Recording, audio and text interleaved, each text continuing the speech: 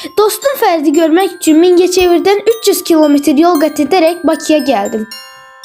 Dostumun tövsiyəsi ilə yolumuz soyuq əllər, isti ürəklərədir. Yeməkdən əvvəl birlikdə kitab evini gəzək. Burada sanki nağıllar aləmindəyəm. Oyuncaqlar o qədər gözəl idi ki, baxmaqdan doymurdum. Mağazadan əli boş çıxmadıq. Dostum Əli bizi hədiyyələrlə sevindirdi. İndi gedirik yemək yeməyə.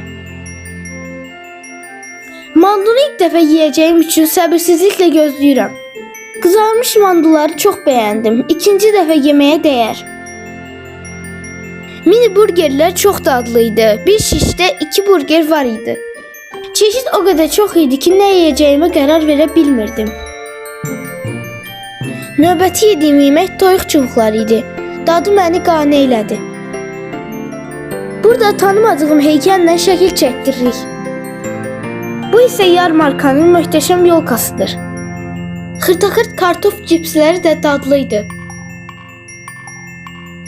Mimikamdan da bəllidir ki, bəyənmədiyim tək şey corn dog oldu. Səbəbi üzərindəki pendir sosu idi. Ağzımın dadını geri gətirmək üçün mangolu bubble tea içirəm. Burada dostlarımla əjdaha nəfəs yeyib əylənirik.